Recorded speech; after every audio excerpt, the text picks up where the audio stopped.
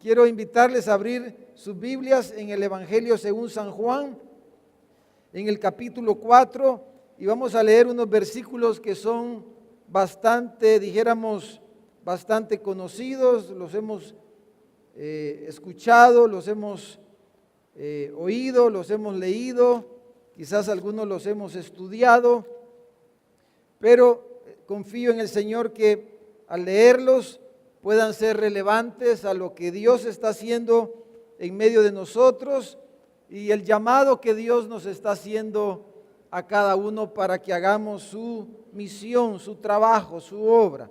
Vamos a leer esta mañana, nuestro texto es Juan 4 del versículo 34 al 37.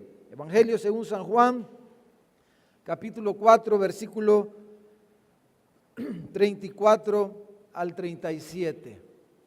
Dice así la palabra del Señor. Jesús les dijo a sus discípulos, les está hablando a sus discípulos: mi comida es que haga la voluntad del que me envió y que acabe su obra, que acabe su misión, está diciendo Jesús.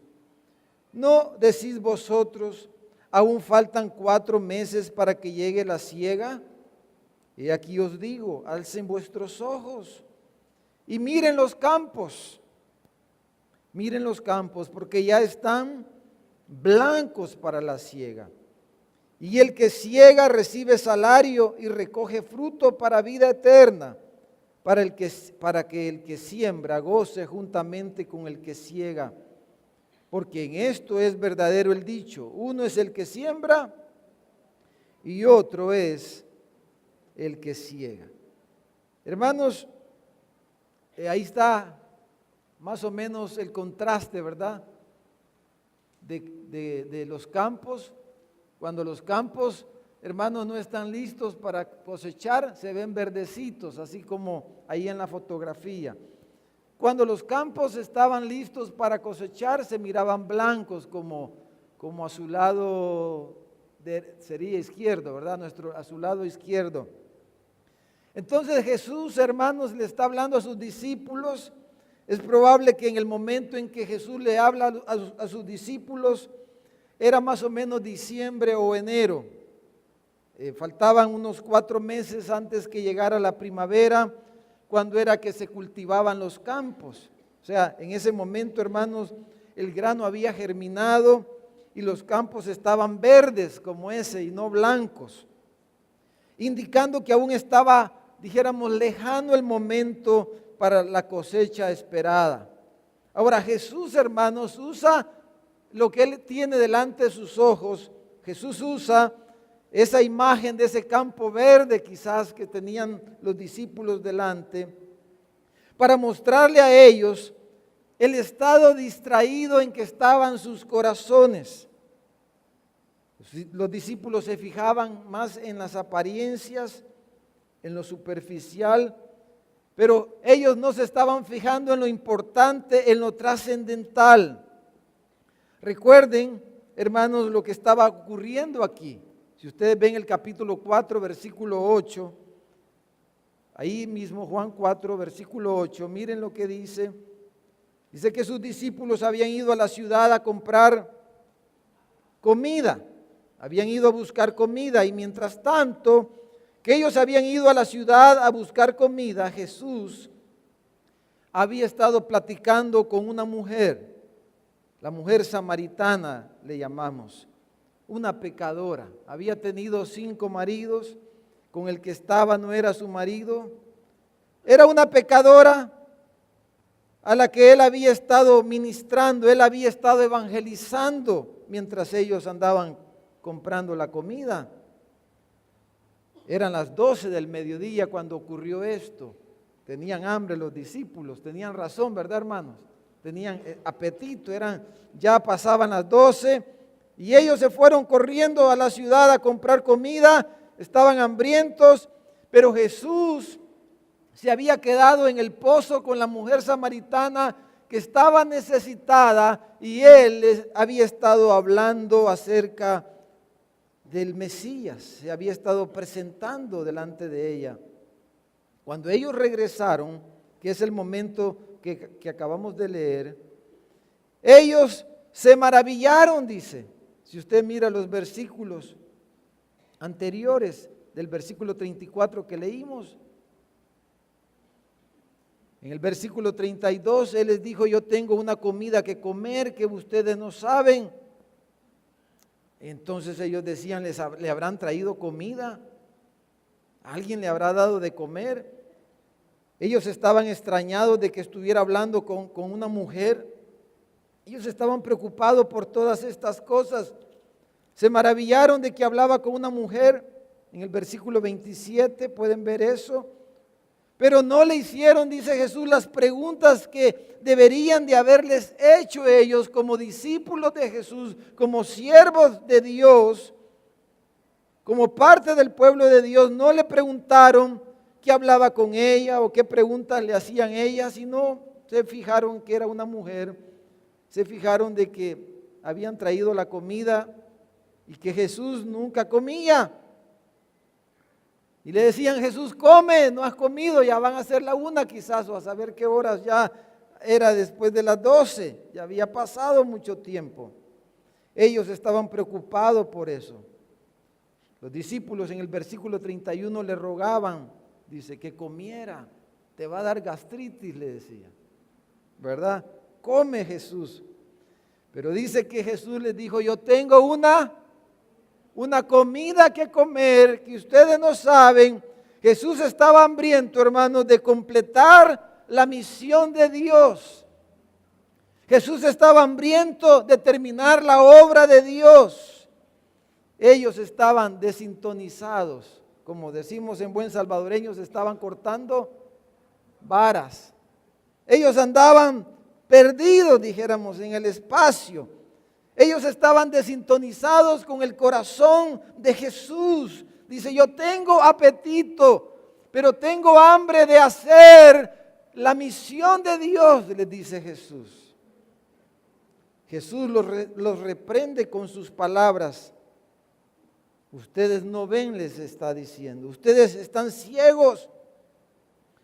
¿Ustedes les parece que no es tiempo de la cosecha? Pero yo les digo que sí, dice Jesús. Él les está señalando a ellos la premura, dijéramos, de alcanzar a los perdidos, de alcanzar a la samaritana, de alcanzar a los samaritanos. Ellos no se metían con los samaritanos, eran personas indeseables para ellos, los judíos. Los samaritanos los miraban de lejos. Pero los samaritanos, lo que Jesús les está diciendo es que los samaritanos era un campo listo. Ellos miraban de lejos a los samaritanos. Ellos decían: esos samaritanos son medio primos hermanos. Esos no van a creer. Esos son los que se apartaron de la fe judía. Ellos miraban con desprecio a los samaritanos, pero Jesús les está diciendo: ustedes creen que no hay cosecha entre los samaritanos, pero les digo que los samaritanos están listos para ser evangelizados, para ser ganados para el reino de Dios. Lo que Jesús les está diciendo es: los samaritanos es un campo blanco. Es un campo blanco, les está diciendo. Ustedes lo ven verdes, pero este es un campo blanco para ser cosechado, para que recojamos una gran cosecha en medio de ellos. Samaria está lista, está diciendo Jesús.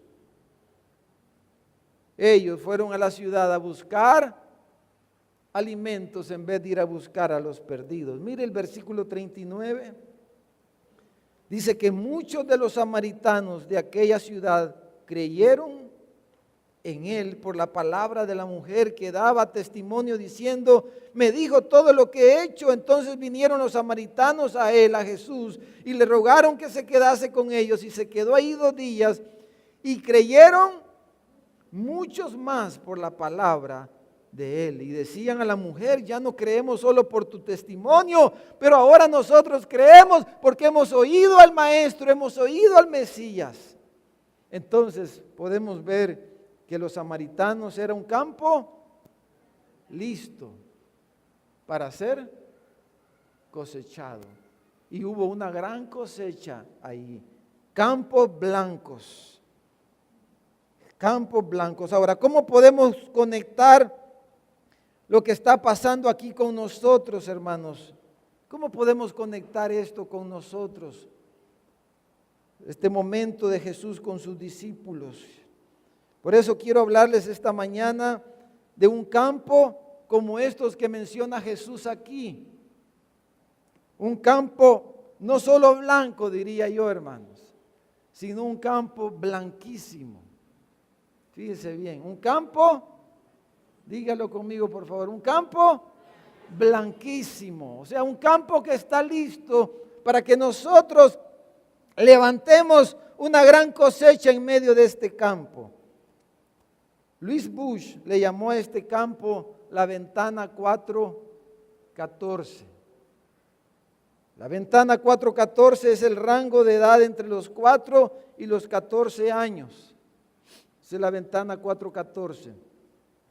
Es sin duda, hermanos, el campo misionero más grande en el mundo.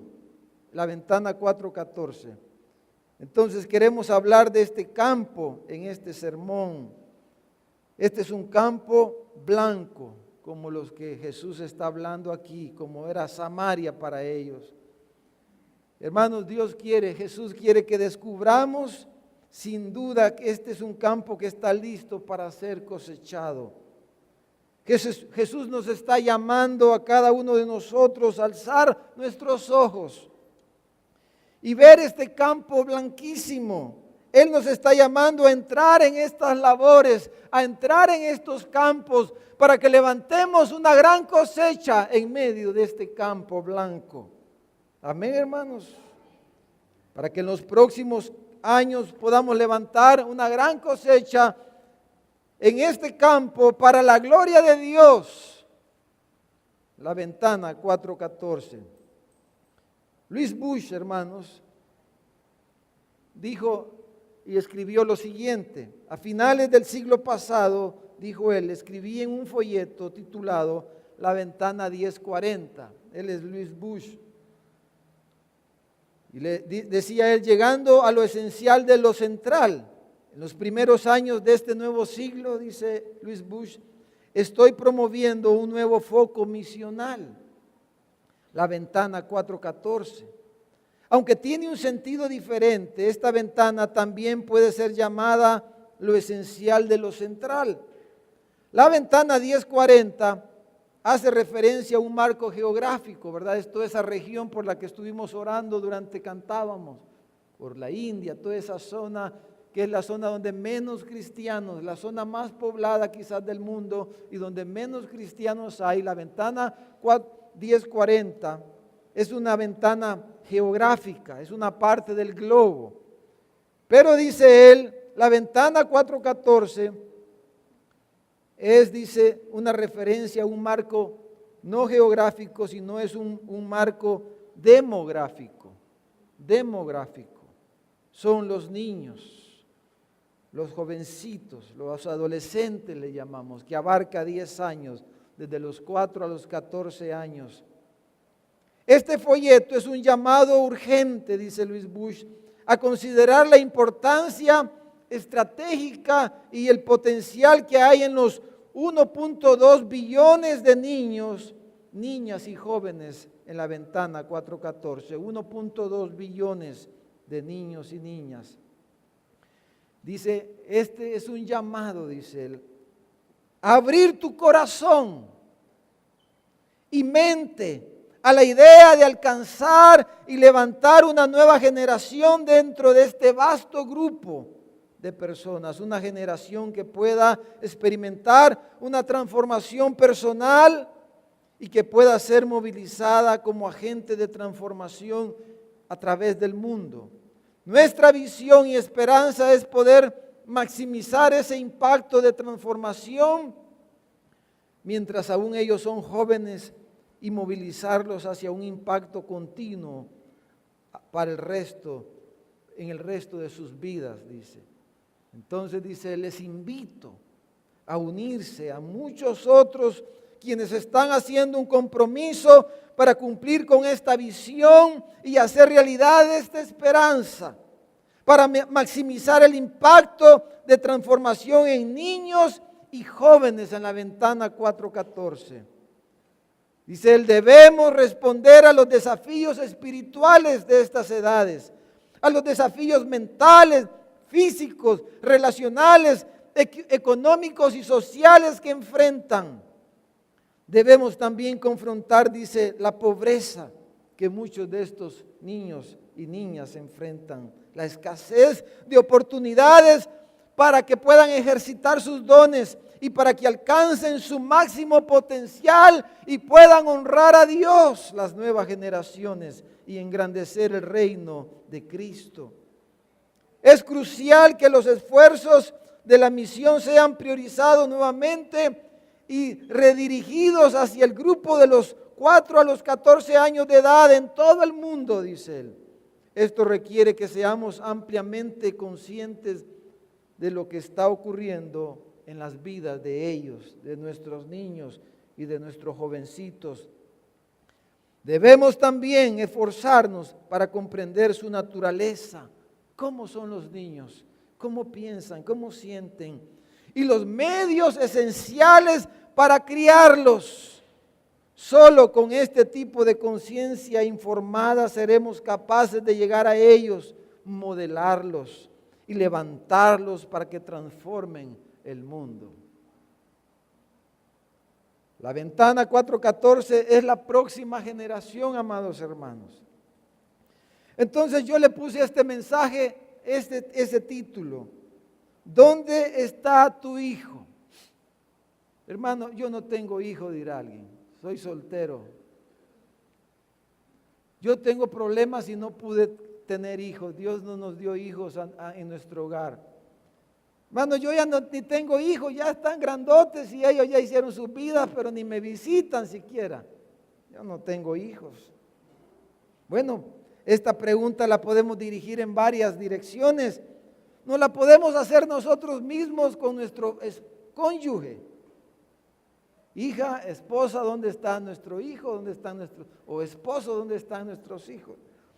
Podemos preguntarle a nuestros familiares, a nuestro primo, a nuestro tío, a alguien de la familia, ¿dónde está tu hijo? Podríamos preguntarle, o podríamos preguntarle a un hermano de la iglesia, ¿verdad? ¿Dónde está tu hijo? ¿No creen, hermano? O podríamos preguntarle a cualquier persona en nuestra ciudad, en la colonia, en nuestra ciudad o en el mundo, ¿dónde está tu hijo?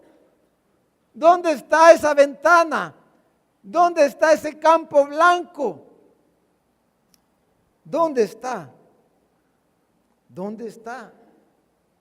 Entonces, el título es para que reflexionemos, para que usted reflexione sobre si usted se está haciendo esa pregunta, si usted está haciendo esa pregunta. Si está usted preguntando por el estado de los niños, de los jovencitos. O si ya terminamos de criar, entonces ya no nos interesamos en el tema.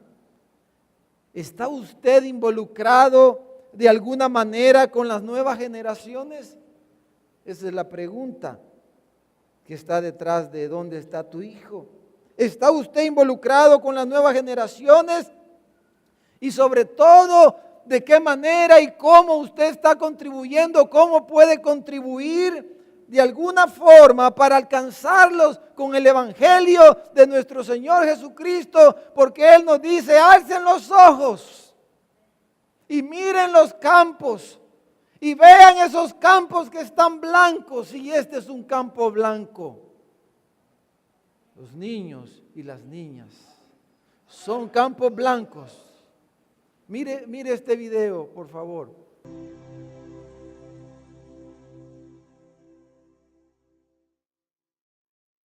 La ventana 414 es una ventana demográfica que representa a los niños de 4 a 14 años de edad. Esta edad es un rango único porque es la etapa en la que están más abiertos al Evangelio. Spurgeon dijo hace muchos años, la capacidad de tener fe es más grande en el niño que en el adulto. Y la investigación a través de los años ha demostrado que un porcentaje muy alto, quizás 8 de cada 10 personas, hicieron su decisión por Cristo durante esta etapa. Así que es una ventana de oro solo en términos de la apertura para responder al Evangelio. Hemos visto esto en nuestros propios niños. Casi todos han creído durante las edades de 4 a 14 años. También, durante este lapso de tiempo, su cosmovisión es formada y lo que les influencia en la toma de decisiones.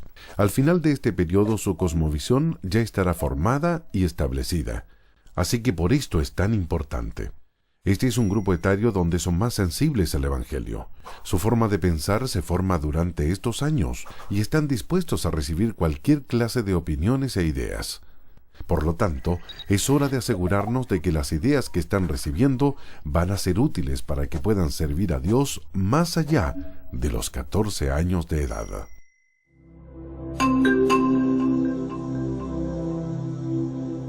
Está claro, ¿verdad, hermanos?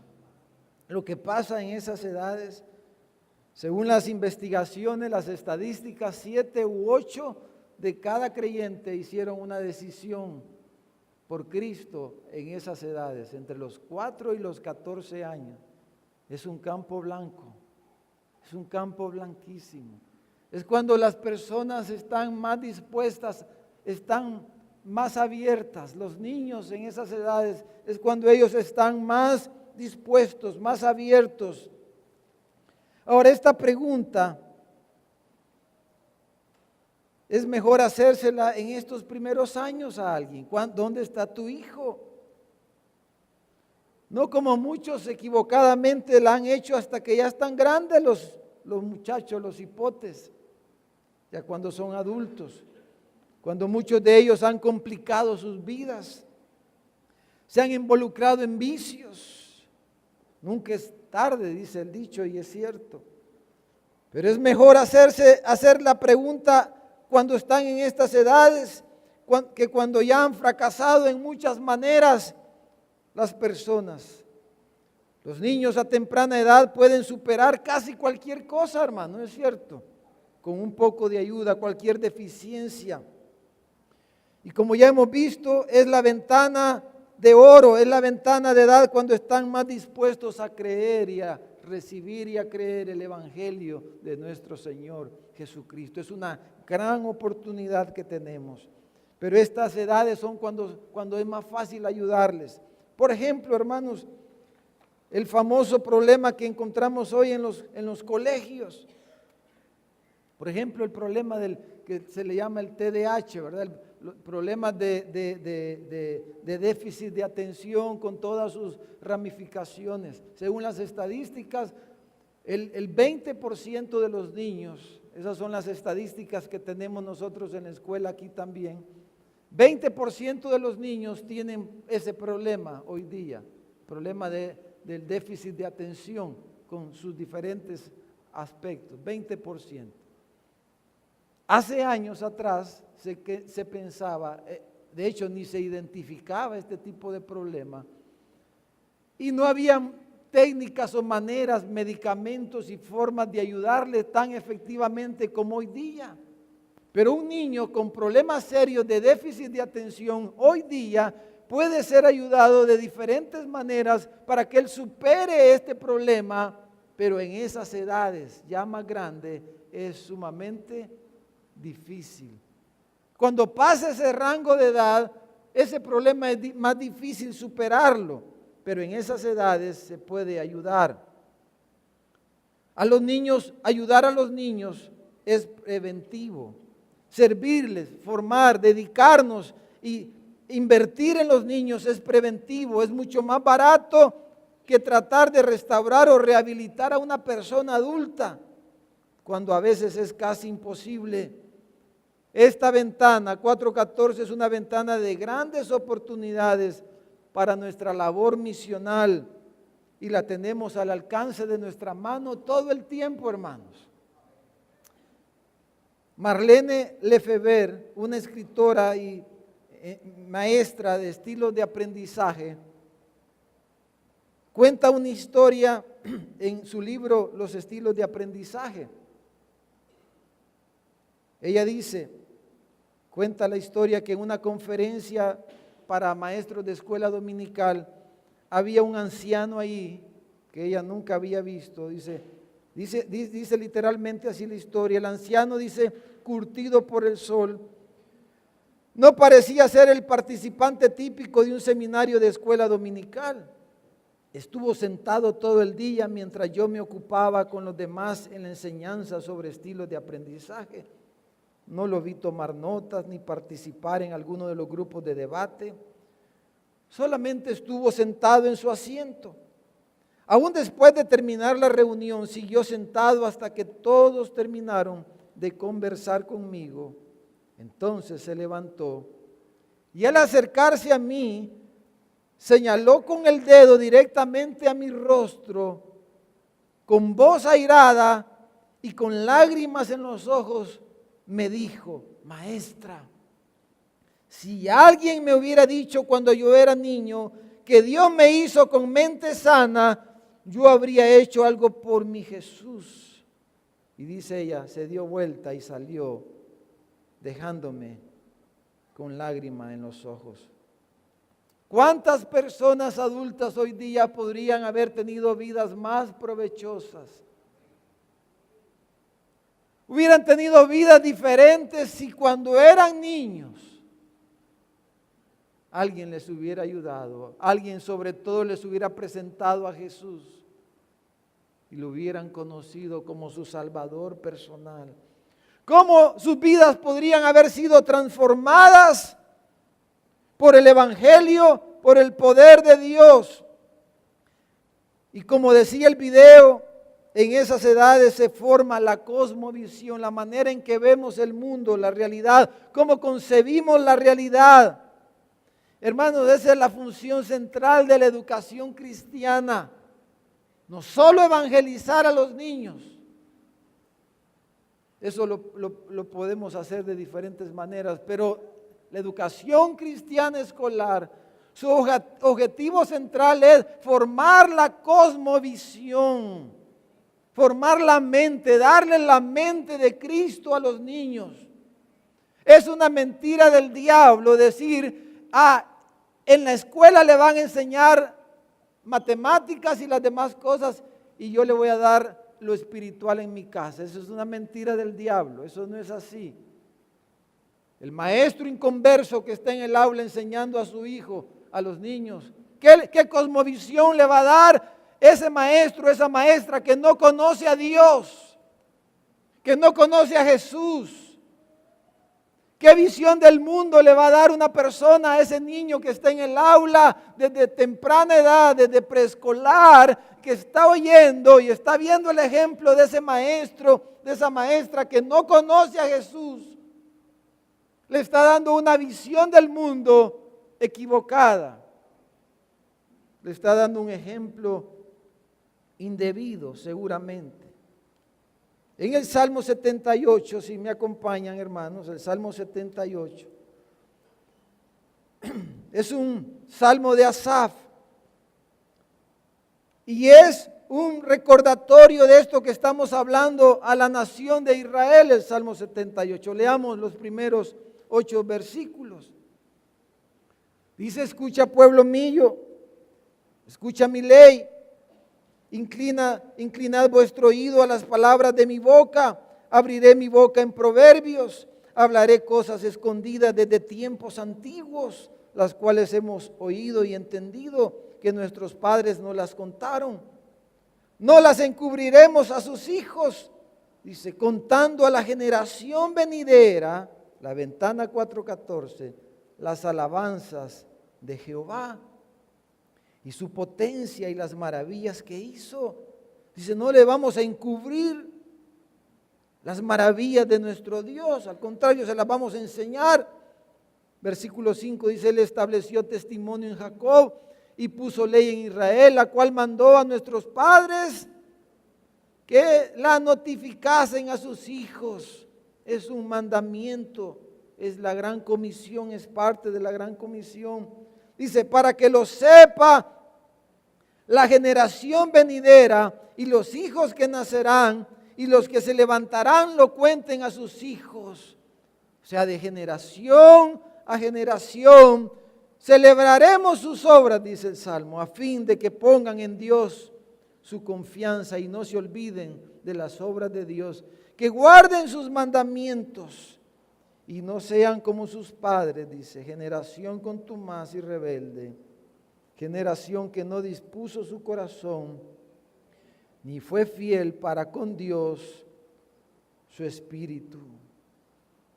Hermanos, esto es central en nuestra misión en la tierra, como padres, como amigos, como iglesia, discipular a la próxima generación.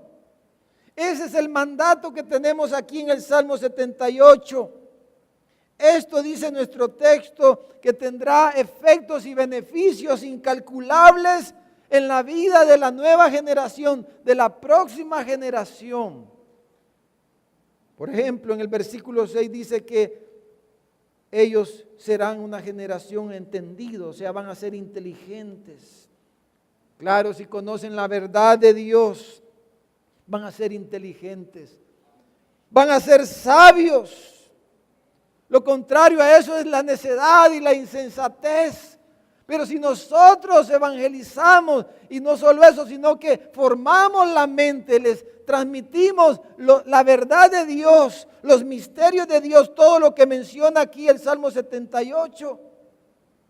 La verdad de Dios, los misterios de Dios, la ley de Dios, la sabiduría de Dios, los proverbios de Dios. Les damos el evangelio, en otras palabras, ellos van a ser, dice, entendidos, inteligentes, sabios. No van a ser sabios en su propia opinión. En el versículo 7 dice que van a poner en Dios su confianza si creen en Él. Si le conocen, podrán confiar en Dios. No como un Dios lejano y distante, desconocido, sino como un Dios cercano, como en verdad es nuestro Dios. Cercano está el Señor de todos los que le invocan, de todos los que le invocan, de veras. Dios está cercano. Él envió a su Hijo para estar cerca de nosotros. En la segunda parte del versículo 7 dice que para que no se olviden de las obras de Dios. El Salmo 9 en el versículo 17 dice: los malos serán enviados al Seol, al infierno. Todas las gentes que se olvidan de Dios, dice, no se van a olvidar de Dios, dice. Y en el versículo 8 dice que para que ellos sean diferentes a nosotros, que ellos sean mejores, que ellos no fallen en lo que nosotros hemos fallado, dice. Que sean una generación mejor que la nuestra. Amén. Ahora, ¿dónde está tu hijo? La pregunta, hermanos, está allí. ¿Dónde está tu hijo? Siempre estará allí la oportunidad de hacernos y de hacer esa pregunta. El punto es, esta mañana, amados hermanos, si usted hará suya esa pregunta. Si usted quiere hacerse suya esta pregunta, no importa si usted tiene hijos o no, si usted ya está mayor o está jovencito, si se acaba de casar o ya tiene muchos años de casado, si es soltero, si es viudo o cualquiera que sea su estado civil. Si nos vamos a atrever a hacerla, si vamos a poner esa pregunta en nuestros labios para hacérsela a los demás, ¿dónde está tu hijo? ¿Alguna vez usted le ha preguntado a alguien? ¿O estamos tan centrados en nosotros mismos, en nuestras cosas, en nuestros propios hijos, que nunca le hemos preguntado a otro, ¿dónde está tu hijo? ¿Dónde está tu hija? El asunto es si vamos a alzar nuestros ojos a los campos para observar este campo blanco que está enfrente de nosotros y que está listo para ser cosechado, que está listo para que levantemos una gran cosecha para la gloria de Dios. La pregunta es si vamos a entrar en esas labores, si tú vas a entrar en esas labores, o vamos a seguir buscando las otras cosas, pero no aquello que Jesús está buscando. Quizás usted no está consciente que algunos de los hijos de miembros de nuestra iglesia, de hermanos que están sentados aquí probablemente, nunca se han congregado con nosotros. No estamos conscientes porque nunca le preguntamos a los hermanos: ¿dónde está tu hijo? ¿Dónde está tu hija? O quizás se han dejado de congregar, o se congregan en otros lugares por diferentes motivos, con motivos o sin motivos, pero no están aquí con nosotros. ¿Por qué? ¿Por qué no están? ¿Estamos conscientes de esto? Porque le estamos haciendo esta pregunta a los hermanos, la hacemos con frecuencia para darnos cuenta. Nos estamos preocupando por la próxima generación, por la nueva generación. Estamos viendo ese campo. Hace unos días atrás, platicando con una hermana de nuestra congregación,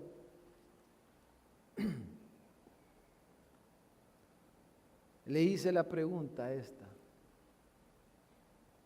¿y sus hijos? Una hermana que tiene años de estar aquí en la iglesia, quizás con altos y bajos, años. Nunca le había hecho yo esa pregunta. ¿Y sus hijos? Bueno, me enteré que no era su hijo o su hija, sino ella tuvo 4 hijos. 4 hijos. Desde pequeños sus 4 hijos estudiaron en otro centro educativo, en el colegio adventista. Ahora ya ellos son adultos. Los 4 se congregan en la iglesia adventista. Y 2 de ellos son misioneros de esa iglesia. Gloria a Dios. ¿Verdad? Gloria a Dios. Esta es una hermana muy esforzada, trabajadora, que ha sacado adelante a sus hijos. No profundicé mucho en otros detalles. Pero estos niños, estos ahora son adultos, algunos de ellos ya casados, misioneros, servidores en su iglesia. Eso es bueno.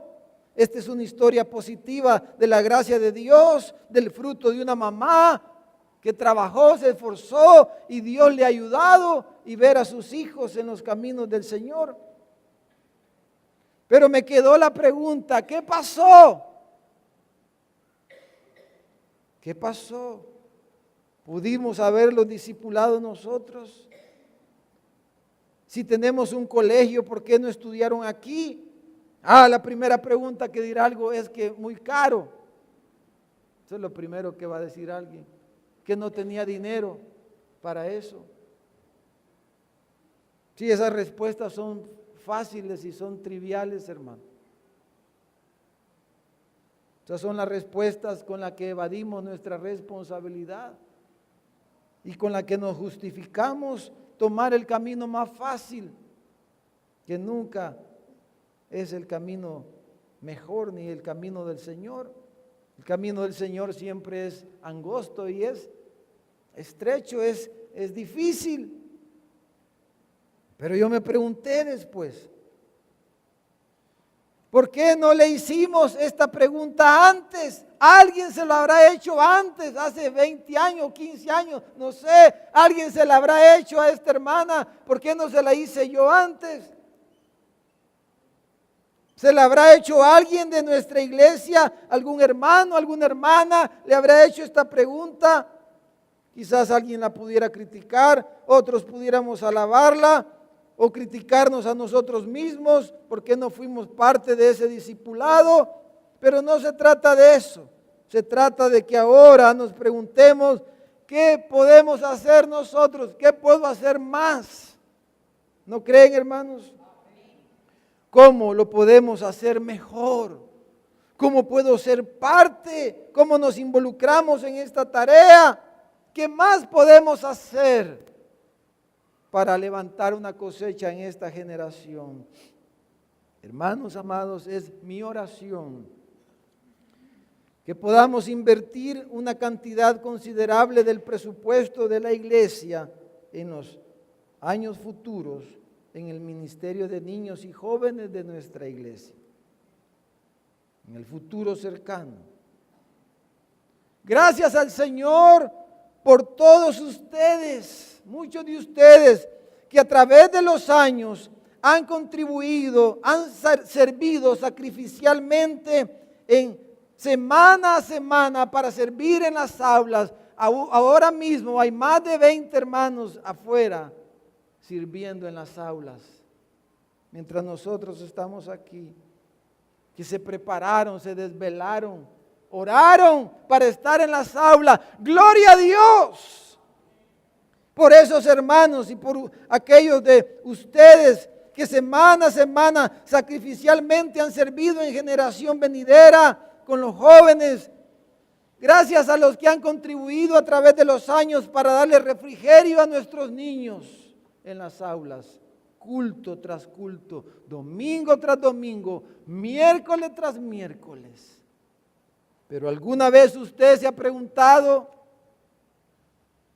si toman refrigerio los niños? Gracias al Señor por la iglesia metodista de Dalóniga, que han apoyado el colegio allá en la Magdalena. Y actualmente están formando una ONG.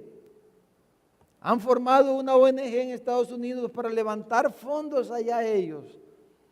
Y ahorita está en proceso legal aquí una ONG, una fundación que se llamará Un Niño El Salvador, a través de los cuales ellos quieren canalizar fondos para apoyar más y poder sostener el crecimiento y el avance año con año del colegio allá en la Magdalena. Gloria a Dios por esa iglesia y por esos hermanos que están trabajando para que este centro educativo pueda sostenerse en los próximos años. Gloria a Dios, hermano. Porque ellos están viendo estos campos blancos y han entrado en esas labores. Y seguro van a levantar y vamos a levantar una cosecha hermosa para la gloria de Dios. Démosle un aplauso al Señor, sí.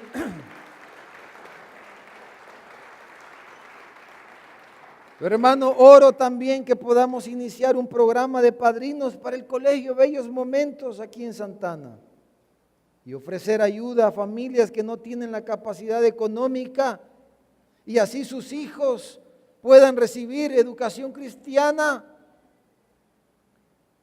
aunque ellos no van a la iglesia, pero que a través de sus hijos la salvación pueda llegar a esos hogares y esos hogares aún puedan ser restaurados quizás. Oro que el Señor nos conceda un programa de padrinos, que Dios levante hombres o mujeres que quieran entrar en esas labores para que otros reciban y tengan la oportunidad de tener educación cristiana. Hermanos,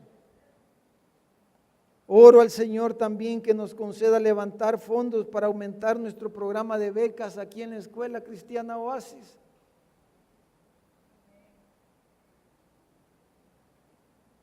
Podamos aumentar los fondos de nuestro programa de padrinos de la Escuela Cristiana Oasis. Hermanos, gracias a los hermanos que han contribuido fielmente en los últimos años al programa de becas y de padrinos. Aquí hay algunos hermanos, usted no sabe, pero aquí hay hermanos que ofrendan, los últimos años han ofrendado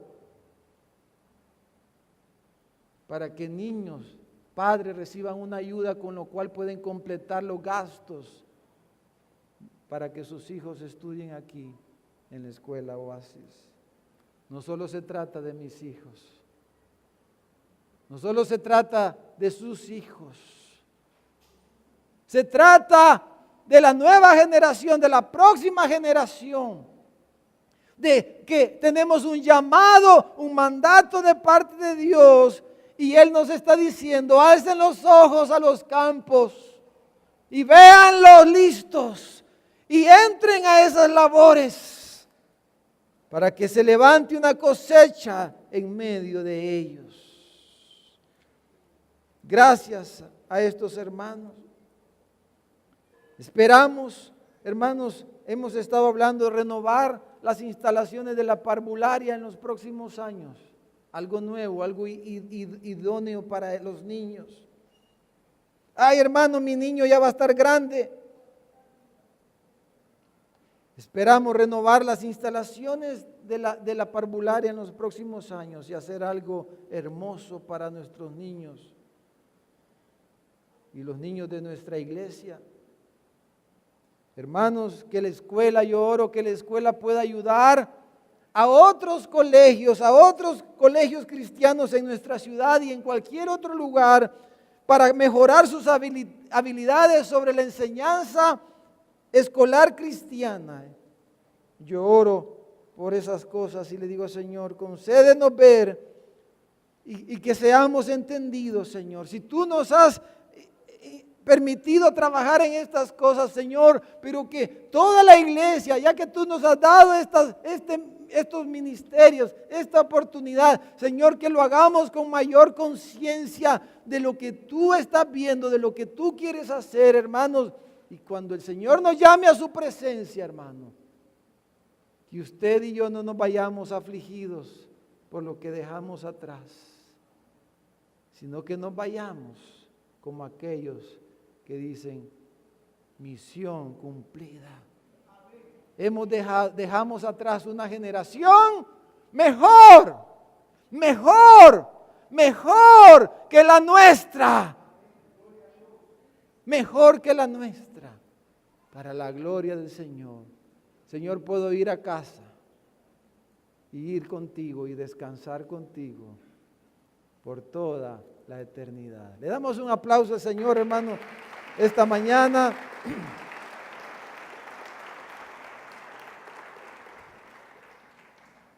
Oremos haciéndonos estas preguntas. ¿Se va a involucrar? ¿Va a orar? ¿Cómo involucrarse? ¿O permanecerá pasivo? ¿Despertará?